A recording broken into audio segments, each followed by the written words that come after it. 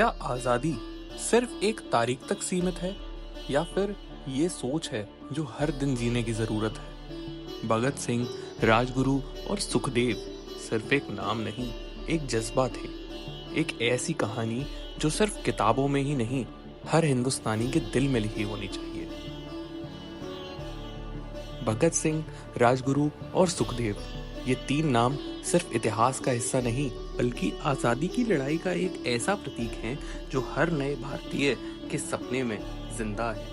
ये कहानी शुरू होती है एक नौजवान से जो एक आम इंसान था, लेकिन उसका सोचना आम नहीं था। भगत सिंह सिर्फ एक क्रांतिकारी नहीं, एक सोच थे, एक ऐसी मशाल जो सिर्फ गुलामी के खिलाफ नहीं, नए भारत के लिए भी जली थी। उनके साथ राजगुरु और सुखदेव भी उतने ही महान थे, जिन्होंने अपनी पूरी जिंदगी, पूरी जवानी सिर्फ एक उस स्वतंत्र भारत के सपने के लिए दांव पर लगा दी थी। 1928 का साल था जब लाला लाजपत राय के ऊपर ब्रिटिश पुलिस ने लाठीचार्ज किया, सिर्फ इसलिए क्योंकि उन्होंने साइमन कमीशन के विरोध में आवाज उठाई। ये लाठी सिर्फ उनकी पीठ पर नहीं, पूरे भारत के मान सम्मान पर पड़ रही थी। भगत सिंह और उनके साथियों के लिए ये सहना मुमकिन नहीं था। उनका प्लान था जेम्स स्कॉट को मारने का, जो इस लाठीचार्ज के जिम्मेदार थे, लेकिन गलती से गोली जेपी सॉन्डर्स को लगी। ये एक गलती नहीं थी, ये एक संदेश था कि भारत के नौजवान अब चुप रहने वाले नहीं। ब्रिटिश सरकार हिल गई और उन्होंने इन तीनों क्रांतिकारियों की मौत का फरमान जारी कर दिया। लेकिन सिर्फ एक हत्या आजादी की लड़ाई का अंतिम पड़ाव नहीं हो सकती। भगत सिंह और उनके साथी समझते थे कि असली जंग दिमाग से जीती जा सकती है, इसलिए उन्होंने सेंट्रल असेंबली में बॉम्ब फेंका, एक ऐसे संसद में जहां कानून सिर्फ अंग्रेजों की सुविधा के लिए लिखा जाता था।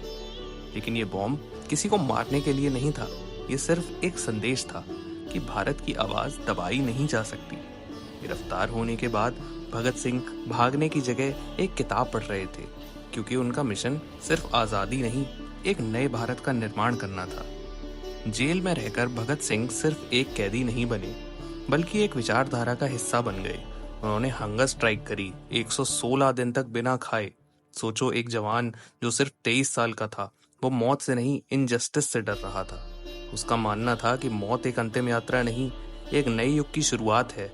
जब उन्हें अंतिम दिन फांसी दी गई तो लोग कहते हैं कि जेल के अंदर सिर्फ एक ही आवाज सुनाई दी, वो आवाज थी, इनकलाब जिंदाबाद।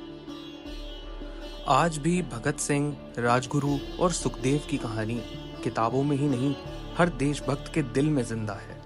लेकिन सवाल ये है कि क्या हम सिर्फ इन्हें याद करने के लिए उनका नाम ले रहे हैं या उनके सपने का भारत बनाने के लिए कुछ कर भी रहे हैं? क्योंकि शहीद सिर्फ वो नहीं होते जो मैदान में लड़ते हैं, बल्कि वो भी होते हैं जो बेहतर देश बनाने की कोशिश करते हैं।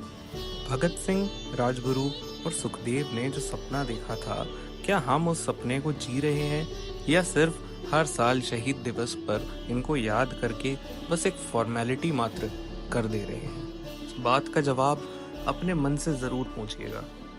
अगर आपको ये वीडियो पसंद आया हो तो एक लाइक ज़रूर करें, इस वीडियो को अपने दोस्तों तक शेयर करें और हमारे चैनल को सब्सक्राइब करें। मिलते हैं अगले वीडियो में।